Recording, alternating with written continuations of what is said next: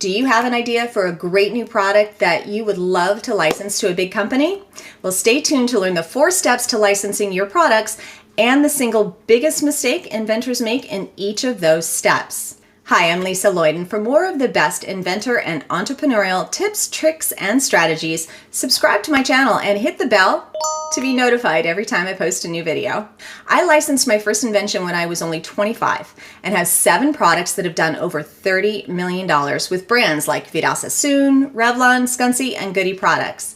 And while some of the tools of the trade have evolved over the years, I still use the same 4 steps that I used that first time to get my deal done. And the first step is finding the right companies to license to. Make a list of all the companies that you believe would be a great fit for selling your product to. So for example, if you have a new kitchen tool for dicing veggies, then your list would include all of the brands that you can find that currently sell kitchen tools. Keep in mind that just because a company sells gadgets in your category, that does not guarantee that they are a right fit for your product. This is the biggest mistake that I see inventors make at this stage. For example, if you have an aftermarket plastic product for, say, hanging piñatas, you might think that a piñata company is a good fit. Well, it makes sense because they are used together. But unless that piñata company is making plastic accessories also, they would not want to license your product because while they have the right distribution for you, they don't have the right manufacturing in place to take your product on. They don't make plastic products, they make paper piñatas. So find the right companies who already make and sell similar products. Number 2 is finding the right people at those companies to contact. The easiest way to do this is on LinkedIn. I have a complete tutorial for how to do this in the description below, but here's the gist of it for you. Find that company's LinkedIn page and click on the People tab to find all of the people who work for them. Then filter it down by title, like Vice President of Innovation or Marketing or Brand Manager. Send them a connection request with a simple note like it would be a privilege to connect with you. Do not pitch your product yet. This is the biggest mistake that I see in this step. The goal is to sell the connection, not the invention at this stage. Once you've connected, you can let them know that you have a new product that may or may not be a good fit, but that you'd love the opportunity to get their feedback and ask for a short 10 to 15 minute Zoom meeting to show it to them. Just sell them on the appointment. Step 3 is the pitch. Don't think that I don't know how scary this is for many of you. In fact, I'm curious. Let me know what scares you most in the comments below. Anyone can do this. You don't have to be a professional salesperson. Just be respectful and honest. People enjoy helping people that they like, and one of the best ways to endear them to you when you finally meet is to be honest about how grateful you are for the opportunity to get their feedback.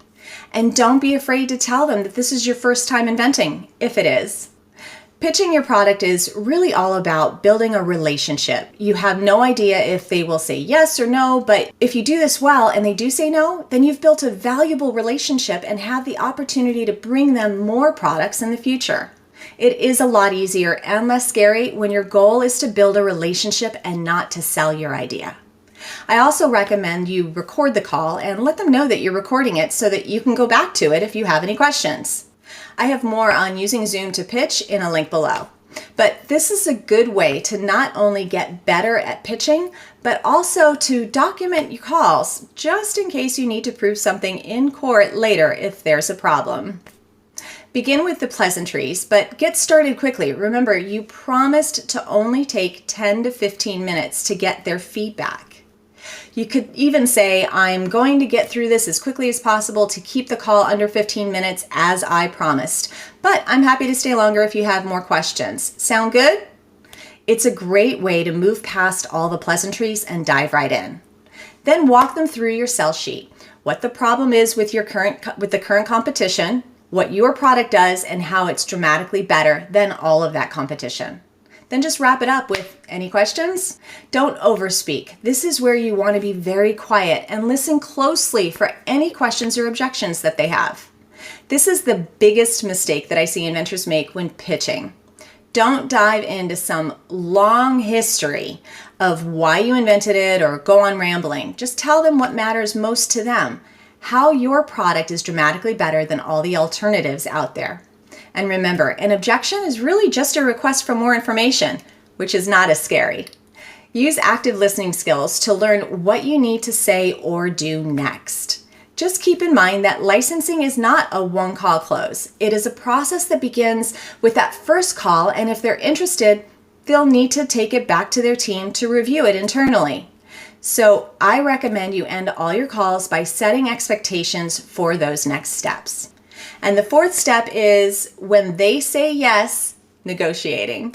Okay, this is where it gets really exciting and a little nerve-wracking. Basically, in addition to all of the traditional terms and conditions that most agreements have, there are 3 primary points to negotiate: an advance, a royalty amount, and guaranteed minimums. The advance is an amount of money that the company pays you at the time of signing the agreement, but then comes back out of your royalties when those royalties come due. This is not as common anymore, but it does happen, so it's worth asking for. Now, royalties are what everyone dreams of: passive income. You get a percentage of whatever they sell it for. So if they're selling it direct to the consumer, it's a percentage of whatever those retail sales are. If it's going to be sold to stores like Walmart, then you get a percentage of those wholesales. This is commonly around 3 to 5%, but it does vary based on the company. Finally, you'll need to negotiate the guaranteed minimums. This is a fixed dollar amount that is guaranteed to be paid to you on a monthly, quarterly, or annual basis at a minimum. So let's say you agreed on $100,000 a year minimum. If the royalty amount owed to you falls below that $100,000, then they have to pay you that difference. Of course, everyone hopes that the sales will result in paying you a lot more than those guaranteed minimums. But if they don't add up, you can still count on that income that was guaranteed. The point is to hold them accountable to putting in their best efforts to successfully commercialize your product. The biggest mistake that I see when negotiating is under or over asking. If you're greedy and you ask for an amount that can't be justified, you're not going to get a deal done. Or if you are too timid and don't ask for what's reasonable, you leave money on the table.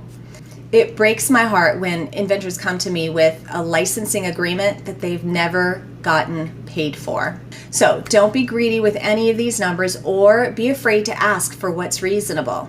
Remember, it is in everyone's best interest to make a product that is a huge success. So negotiate a fair and equitable deal for both of you. Still not sure what to do? Then book a free strategy session with me. Or you can take a free 1-hour course called How to License My Idea. You'll find links to both of those in the description below. Don't forget to like, subscribe, and hit that bell to be notified about more videos just like this every single week. Happy inventing!